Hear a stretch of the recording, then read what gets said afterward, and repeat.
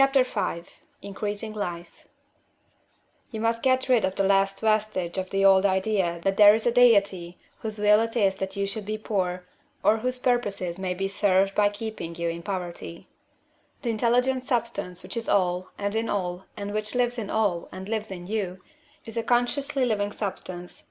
Being a consciously living substance, it must have the nature and inherent desire of every living intelligence for increase of life. Every living thing must continually seek for the enlargement of its life, because life, in the mere act of living, must increase itself. A seed, dropped into the ground, springs into activity, and in the act of living produces 100 more seeds. Life, by living, multiplies itself. It is forever becoming more. It must do so if it continues to be at all. Intelligence is under the same necessity for continuous increase. Every thought we think makes it necessary for us to think another thought. Consciousness is continually expanding. Every fact we learn leads us to the learning of another fact. Knowledge is continually increasing. Every talent we cultivate brings to the mind the desire to cultivate another talent. We are subject to the urge of life, seeking expression, which ever drives us on to know more, to do more, and to be more. In order to know more, do more, and be more, we must have more. We must have things to use, for we learn, and do, and become, only by using things. We must get rich, so that we can live more. The desire for riches is simply the capacity for larger life seeking fulfillment. Every desire is the effort of an unexpressed possibility to come into action. It is power seeking to manifest which causes desire. That which makes you want more money is the same as that which makes the plant grow. It is life, seeking fuller expression. The one living substance must be subject to this inherent law of all life. It is permeated with the desire to live more. That is why it is under the necessity of creating things. The one substance desires to live more in you, hence it wants you to have all the things you can use.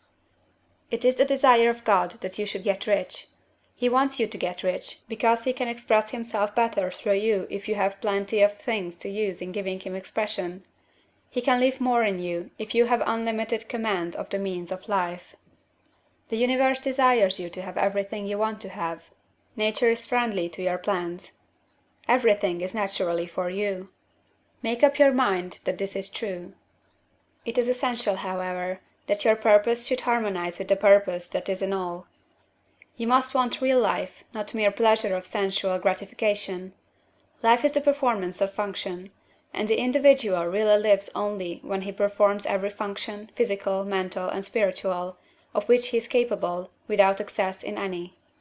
You do not want to get rich in order to live swinishly, for the gratification of animal desires. That is not life.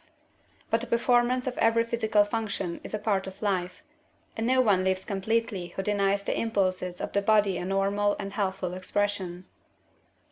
You do not want to get rich solely to enjoy mental pleasures, to get knowledge, to gratify ambition, to outshine others, to be famous. All these are legitimate part of life, but the man who lives for the pleasures of the intellect alone will only have a partial life, and he will never be satisfied with his lot.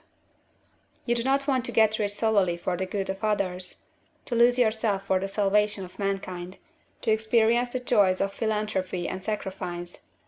The joys of the soul are only a part of life, and they are no better nor nobler than any other part. You want to get rich in order that you may eat, drink, and be merry when it is time to do these things, in order that you may surround yourself with beautiful things, see distant lands, feed your mind, and develop your intellect, in order that you may love man and do kind things, and be able to play a good part in helping the world to find truth. But remember that extreme altruism is no better nor nobler than extreme selfishness. Both are mistakes. Get rid of the idea that God wants you to sacrifice yourself for others, and that you can secure his favor by doing so. God requires nothing of the kind. What he wants you is that you should make the most of yourself, for yourself, and for others. And you can help others more by making the most of yourself than in any other way. You can make the most of yourself only by getting rich, so it is right and praiseworthy that you should give your first and best thought to the work of acquiring wealth. Remember, however, that the desire of substance is for all, and its movements must be for more life to all. It cannot be made to work for less life to any, because it is equally in all, seeking riches and life.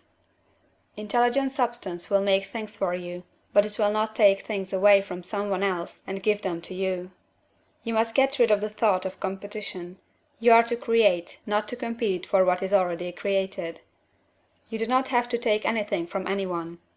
You do not have to drive sharp bargains. You do not have to cheat, or to take advantage. You do not need to let any man work for you for less than he earns. You do not have to covet the property of others, or to look at it with wistful eyes.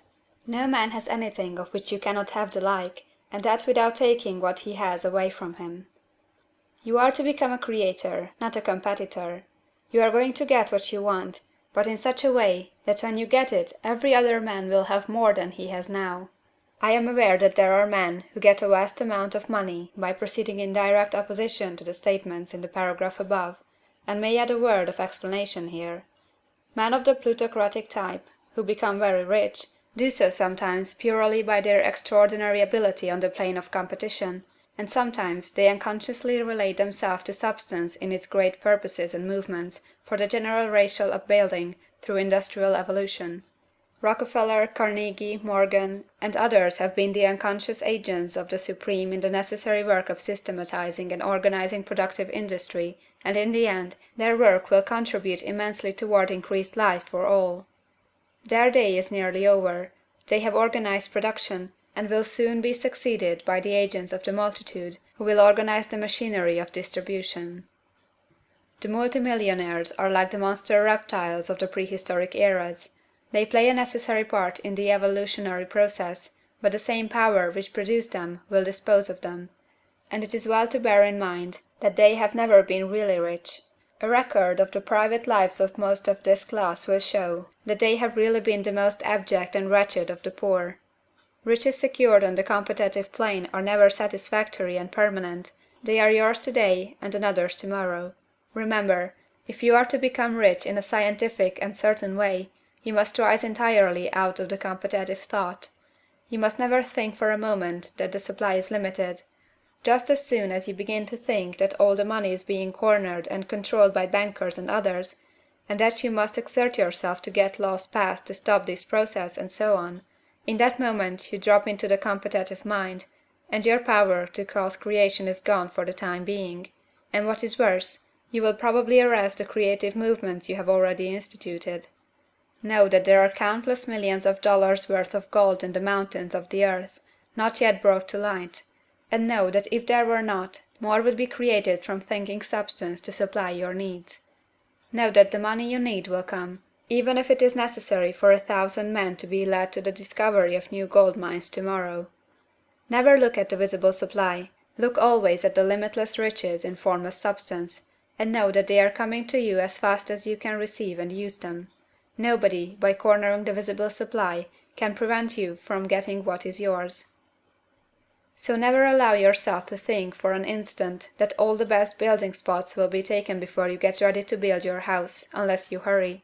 Never worry about the trusts and combines, and get anxious for fear they will soon come to own the whole earth. Never get afraid that you will lose what you want because some other person beats you to it. That cannot possibly happen. You are not seeking anything that is possessed by anybody else. You are causing what you want to be created from formless substance, and the supply is without limits. Stick to the formulated statement. There is a thinking stuff from which all things are made, and which, in its original state, permeates, penetrates, and fills the interspaces of the universe. A thought, in this substance, produces the thing that is imaged by the thought. Man can form things in his thought, and, by impressing his thought upon formless substance, can cause the thing he thinks about to be created. End of chapter 5.